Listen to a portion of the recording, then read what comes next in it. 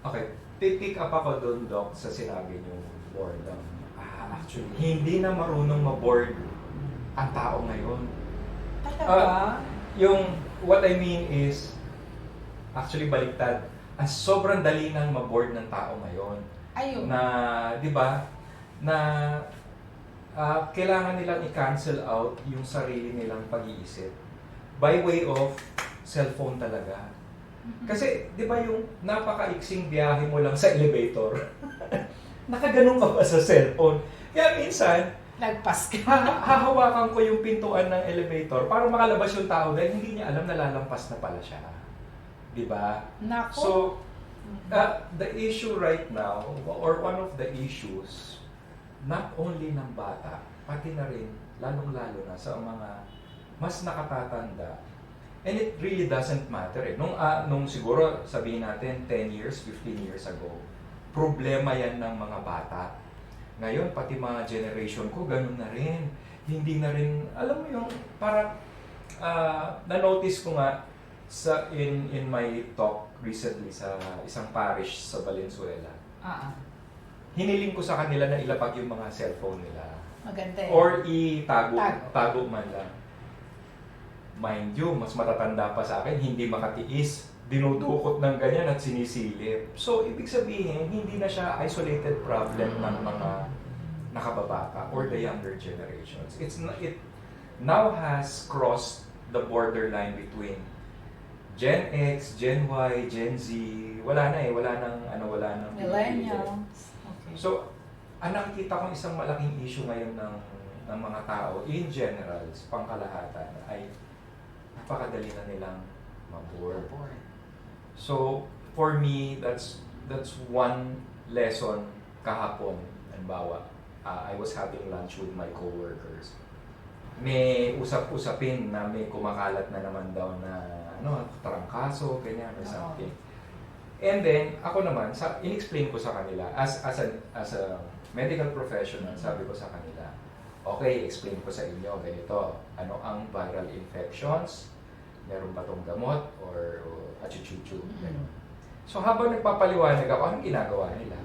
Wala. Nakafocus sila sa iba. Sabi, sir, huwag niyo naman kaming takutin. Hindi ko kayo tinatakot. Makinig kasi kayo. Puro kayo. Sabi ko, the amount of time you spend on your social media, might as well mag-research na kayo. I-google nyo na lang din, di ba? Yun na nga. So, that's one problem I believe that needs to be addressed. Hindi lang yung, ay, magkaroon tayo ng ganitong seminar, tayo ng hindi eh. Kailangan talaga doon natin tumbukin yung problema. Nasasayang yata yung mga lectures mo tsaka yung mga ganyang invitational talks kasi it will pass and then the people who are listening and your participants hindi nagsisink in sa kanila, okay. Pero I believe with you do practice whatever yung nakagagaw na naibigay sa inyo o na-impart kasi sayang talaga. So talagang malakas kumita ang mga nagtitinda ng cellphone. Talagang yan ang talagang talaga investment. Speaking of malakas kumita, ang tao sabihin mo, uy, wala tayong pambiling bigas. Pero may bagong lumabas na gadget. Ipapangutang yan. Diba? Oo. So, I don't know. Saklap. Marami. Matakot ka pa dahil syempre, ang lakas ng influence ng AI. So, we have to be careful kasi there are always disadvantage. And, yes, there's advantage, pero meron din kapalit yan na may katampat na disadvantage. Yun na nga. Speaking of, let's say, AI and upgrades in technology in general. The more upgraded yung technology natin, whatever it is, bumibilis lalo yung pacing ng buhay. Kaya nga ang tao, babalik ka na naman doon. Ang bilis na nilang ma-board kasi lahat na ngayon instant eh. Instant noodles, instant instant away, instant init ng ulo, di ba? It's not healthy. It's no longer healthy for us na, kaya nga yung ako with my own children, pinapractice ko sa kanila yung simple, napakasimple. Habang kumakain tayo, walang maghahawak ng cellphone. Yeah. Yun na lang, napakasimple. Oo, doon na lang. Diba? Basic, sa bahay. Or, sinasabi ko sa kanila, naglalakad kayo, bulsa niyo yung telepono. Nakasakay kayo ng jeep, bulsa niyo yung telepono. Ibig sabihin, kung anong ginagawa niyo, gawin niyo. Kung kakain kayo, maliligo kayo, maghuhugas kayo ng pinggan, yun lang ang gagawin niyo. Pwede naman mag-cellphone pagtapos eh. Yung mga co-workers ko na na millennials, Gen Z, sabi ko sa kanila, sa bahay ba pag kumakain kayo, nakabukas yung TV? Oo sir. Kaya pala nagsi-cellphone kayo habang kumakain. Sabi ko, siguro bitawan nyo lang para enough na makasubo kayo ng maayos. Well, they can do, 3 things na nakahalatag dyan sa kanila. Eto. Music. Eto na. Hindi nila nare-realize, yung mga nagda-diet dyan baka hindi nyo alam. Distracted kayo habang kumakain. Akala nyo ba hindi nyo natatansya yung kinakain ninyo? Napapadami, sir. Meron pa kayong diet. Ulul. diet pa kayo. Pero, di ba? Susubot. Lalo na pag masarap yung pinanonood mo. Exactly. Wow, ang galing. Hindi na talaga siya nakakatulong. Or, meron siyang mga negative impact na hindi natin napapansin, namamalayan on a day-by-day basis or even on a moment-by-moment basis. Pansinin mo, Dok, yung mga batang, yun na lang ang libangan.